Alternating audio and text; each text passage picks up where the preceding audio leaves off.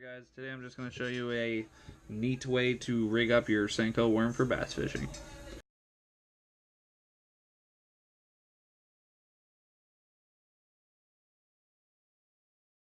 So the first thing you're going to need is obviously your Senko worm. Today's choice is the Bass Pro Shop Sticko bait in black and blue.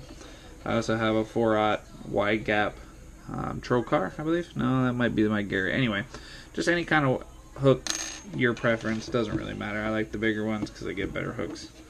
And then you go to your local Walmart and you pick up in your health and beauty section these little rubber bands that you can braid hair with.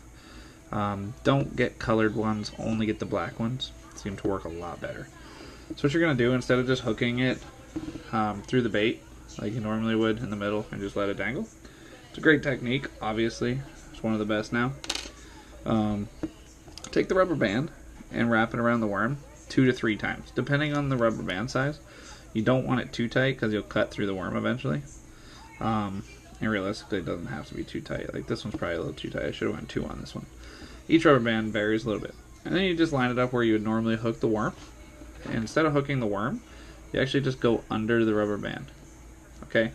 And what that does, essentially, is not only are you going to get a nicer profile, maybe a little bit more bounce in the water, not necessarily a crazy amount of difference as far as action, but you will get some different.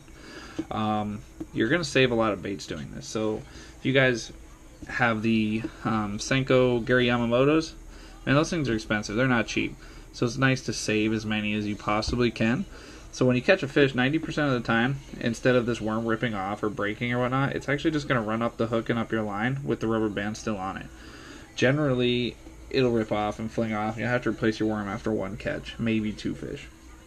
I've had these worms, I've used the same worm 6 or 7 fish before with this technique. It's a great way to catch fish, guys. So if you're struggling out in the water, throw the Wacky rig with this little rubber band on, and I can almost guarantee fish, alright? That's just a little tip that I have on how to rig your Senko worm through Florida Bass Fanatics. Take care, guys. Thanks for watching, and always hit the subscribe button and catch those biggins.